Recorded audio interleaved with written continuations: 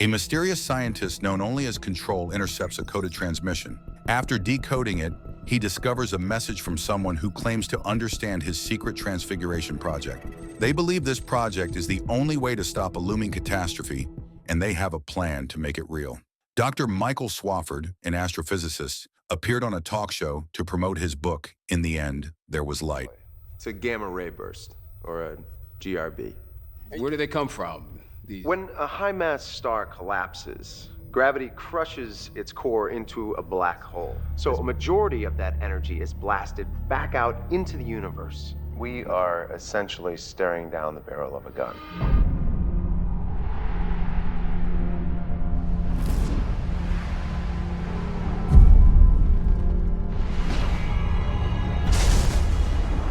Back in the lab, Control is searching for a suitable subject for his project. After combing through psychological profiles, he selects Joseph Steedman. Joseph, haunted by memories of his late wife and a happier time with his daughter Zoe.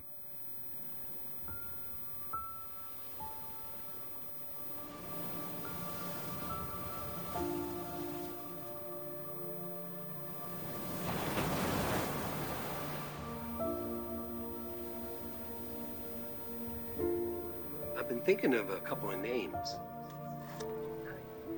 And what about if it's a boy? Ah, that's easy. Joe Jr. I spy a secret light. I spy a secret light. Okay. I love you. Unknown to him, Control has been quietly observing Joseph for 2 years. Joseph now works as a night watchman and attends therapy to manage his anger and depression. Control also keeps an eye on Joseph's daughters. Zoe, now 25, is determined and self-reliant. Her younger sister Raya, however, is caught in a cycle of addiction and manipulated by her boyfriend. Zoe tries to help her, but Raya resists. Their strained relationship is worsened by the lingering pain of their mother's death and the fact that Joseph abandoned them. Control's agents watch 3 individuals, Zoe and her boyfriend Michael. The two get into a library to pick books. Just one more. Good, I'll just be over here. But you know what? I've actually been doing a lot of thinking lately, and just recently somebody really inspiring came into my life. They convinced me of the possibility. Oh, sorry. During an infection, apoptosis, whatever the hell that is, and can save the whole organism. No, you have to look past the words. That is such a sound theory. You know what? I think I saw the mental health section back there. We should... Okay. Meanwhile, Joseph talks to his therapist. She asks how the job hunting is going. He reveals that he finds a new job at the front desk. He didn't even apply for the job, but they called him and offered him the position. On top of that, he marked a milestone of 1 year sober. His therapist appreciates his success, telling him that he is showing significant progress. Other than therapy, Joseph also attends an AA meeting. Joe, come on up here and get your 1 year chip. Yeah, I remember when my wife was sick, and I prayed all the time. There were no answers, and there was no nothing. And I ended up stranding my kids out to sea. I don't blame them for hating me. Mom, Dad. Oh, Dad, you stink. What's with this? It's for a school project. Don't chase our child. All right, so what is this report on? My name is Joseph Steedman. I am a deckhand on a commercial fishing boat. Later, he sees Zoe nearby walking with Michael. He looks at them from his car and he walks up to them. He tells her about his achievement and gives her a gift, but Zoe doesn't want to accept it. Dad, why don't you go try this with Rhea? She needs us. You think coming here with presents is gonna help? And you know, I can't get through to Rhea. All right, well, I just want you to have this. Hey, look, why don't you just give her some space? She's You are embarrassing her. Fucking What's your problem? Royce, stop! I'm sorry. No, it wasn't him. It's you. It's always you. It's the same shit. Zoe!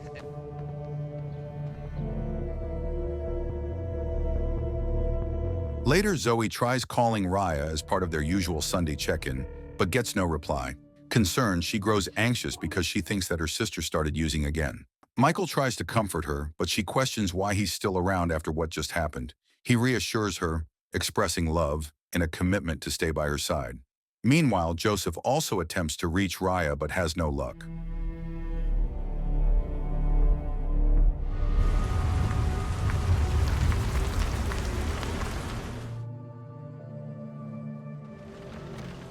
And I need you to do the same. I need you to be strong for our girls.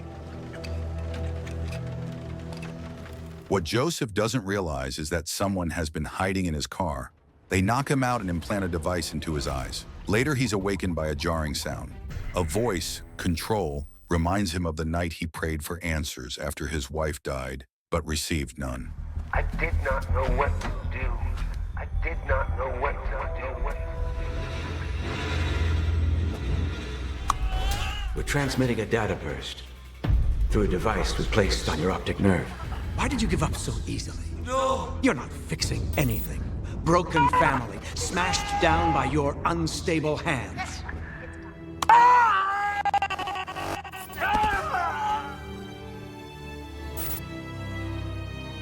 Answer me, Joe.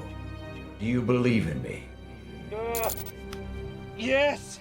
Shortly after, a woman walks towards Joseph. Control gives him 5 seconds to shoot her or risk Raya's life. With no time and no options, Joseph apologizes and pulls the trigger. The gun clicks, empty. Raya is unharmed. Control declares himself Joseph's higher power. The woman steps forward, tells Joseph he's part of something bigger, and stuns him unconscious.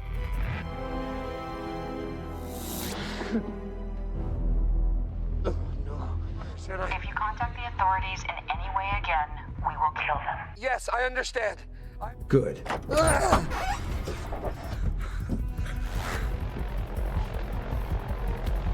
You'll need a few items for this next assignment.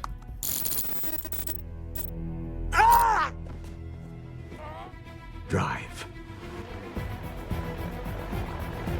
Following further instructions, Joseph drives to a specific address and parks outside a quiet house.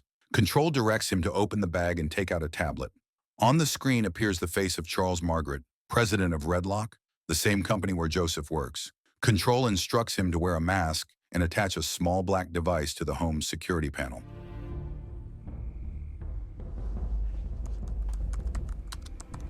All right, we're in. You're wasting time, Joe. Okay. How do we beat the Soviets in Afghanistan? The politicians called it genius. 7 years later, the Soviets were defeated. 13 years later, 2 towers fell in Manhattan.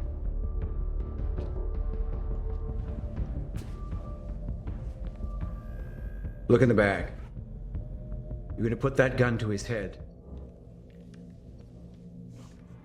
Now move. Get up! Joseph wakes Charles, leads him to the safe, and retrieves a laptop. After powering it on, Joseph is told to scan his finger, triggering a reaction that stuns Charles. Then he places a small metallic disc with LED lights onto the laptop. It begins copying everything to CBI, the handler overseeing the mission. Good, Joe. No, I'm not gonna do that. We lost his optics feed. Wait, no. Believe me, there is a man and he's in my head. Optics implant. I shut down the program for a reason. It's too dangerous. For him. Now, take out the clippers. We'll be needing his thumb. Take the clippers and cut off his fucking thumb! After cutting Charles's thumb, Joseph heads to the Redlock research facility. Sabi deploys small drones that slip in through the building's air vents. Joseph dons a specialized mask found in the bag.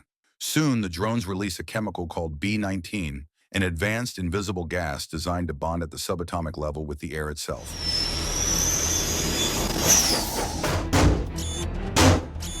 Grab the equalizing mask from your bag and put it on. Now. What are you doing? It's called V19. A classified, undetectable chemical weapon. Hey, make it stop! Ironically, these men invested millions and their deaths were necessary. Hers, on the other hand, can be spared.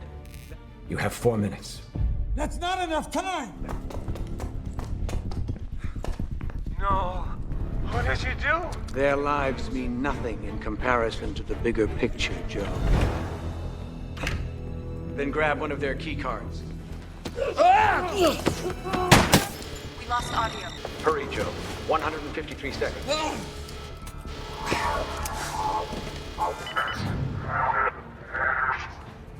Where do I go? Where? All right, the link is established. Straight ahead.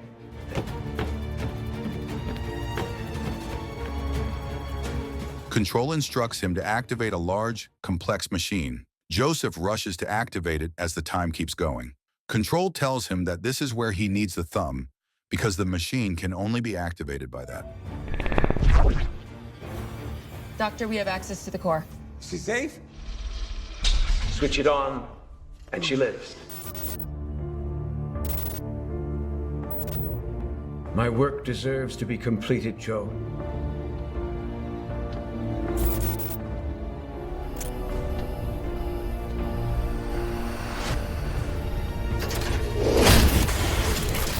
Joseph wants to get out of there and asks them to open the door, but no one responds to his request.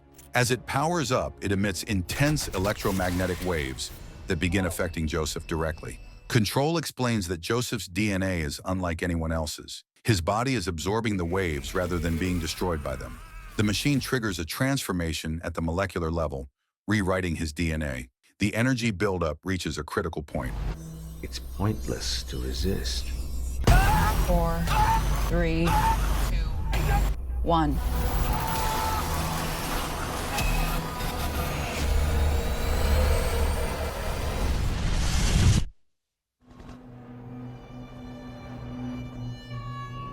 Was it successful?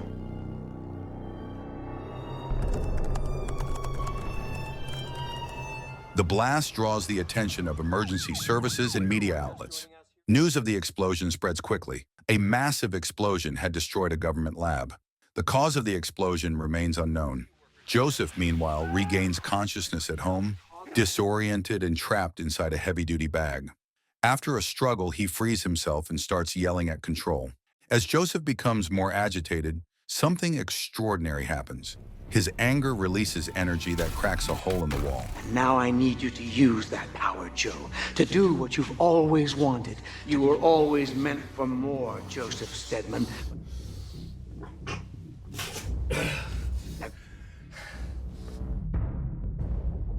All right, he's stabilizing. There is no heaven, Joe, and your wife is dead. Control mocks him by bringing up painful memories of his wife, provoking another surge of emotion. The rage sparks a nearby motorcycle to life without anyone touching it. Control explains that the stronger Joseph's emotional state, the more power he can access. Joseph is told to take the bike and drives off. With no other option, Joseph does as he is told and gets on the bike. Cause and effect. Okay, then what? His name is Nico Sola, the man who took your daughter Rhea under his wing. Same man who got her hooked. There are powers out there that are greater than us. All we can do is let go. Relax! Move!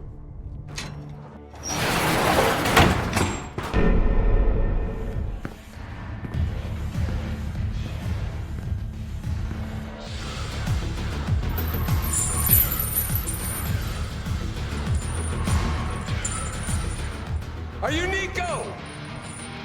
Smile!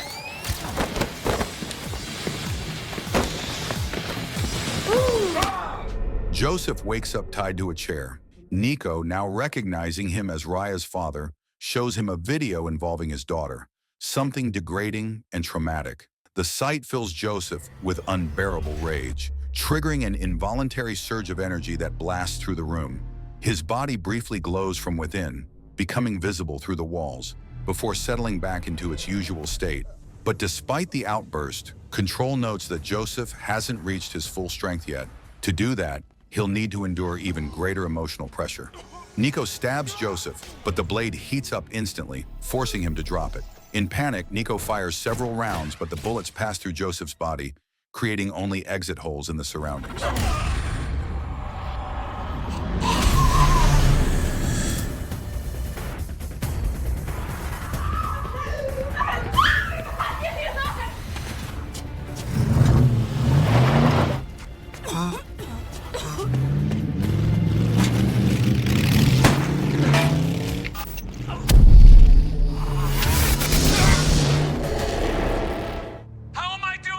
You haven't done anything, Joe.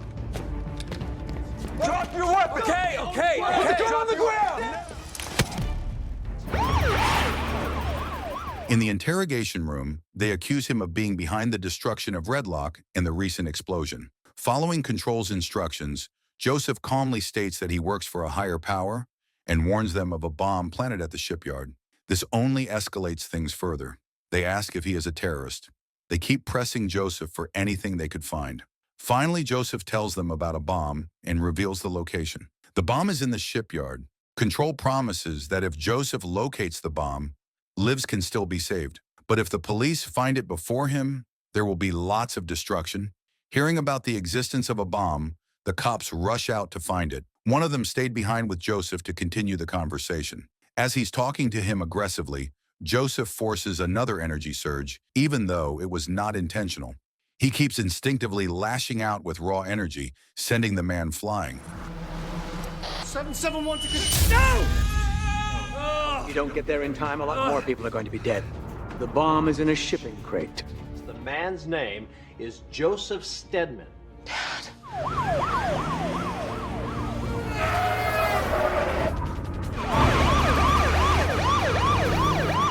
Suspect headed southbound underneath the Wharf Bridge. A security guard who was thought to have been actually killed in the blast at Redlock last night. But with the police closing in and the pressure mounting, Joseph attempts to speed up. He keeps driving, but Joseph's energy spirals out. It reaches a point, and his body starts to glow. The car explodes as his body overloads with power. Then in a blur, he launches himself toward the shipyard, now flying at impossible speed.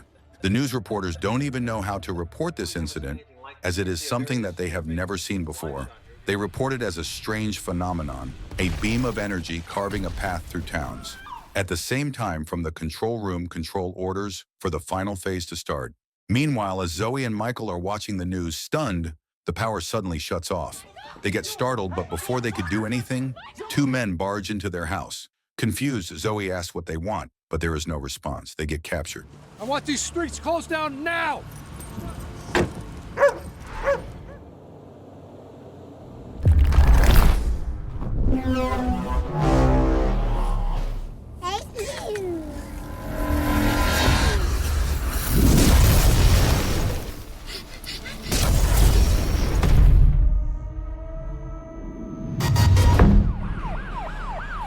Sierra 1, perimeter secure.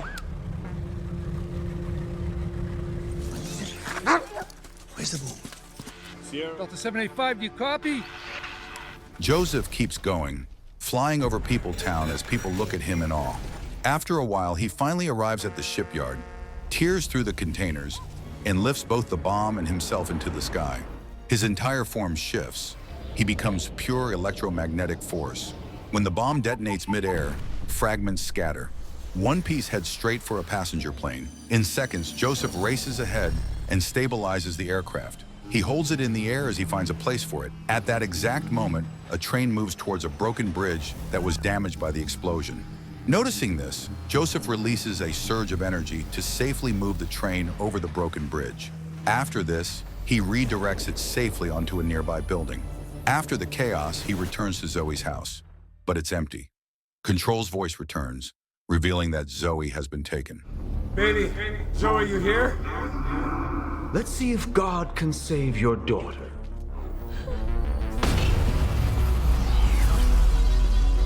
I think he's tracing us. You don't control me anymore. Joseph immediately starts his ambush, shaking the building, starting to even control himself. He then creates a glowing energy shield around Zoe and Michael. Zoe sees him and calls her father. He walks towards her and they embrace. He reassures her that everything is fine. Zoe, she's shaken, confused, and terrified by what she's seen him become. He gently calms her and promises to find and bring Raya home. Then with one final blast, he wipes the entire compound off the map. But then a devastating truth surfaces. Michael had been working with Control all along. As waves of gamma radiation begin closing in on Earth, Control issues a chilling command. Michael must kill Zoe. Michael follows through. He raises his gun and shoots Zoe in the chest. As soon as he fires, Joseph reacts, killing him instantly. But the damage is done. No. It's okay, sweetie. Sorry. Sweetie, no, don't be sorry.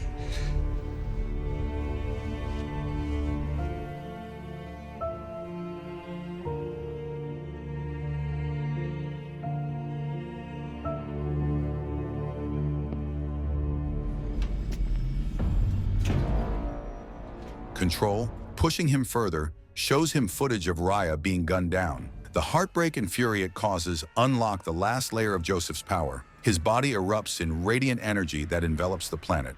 In that moment, he transcends. His consciousness expands until he can see, hear, and know everything happening across Earth. But Joseph, now fully awakened, turns against Control. Control declares that Joseph has become what he was meant to be, a god. Through pain, betrayal, and loss, they've forged omnipotence. I've given you omnipotence!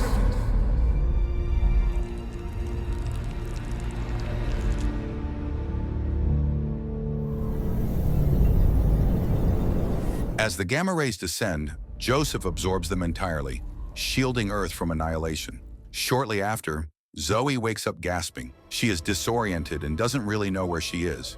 She looks at her bullet wound, but there is nothing. She looks around, surprised by the sight in front of her. She then turns to see Raya walking towards her.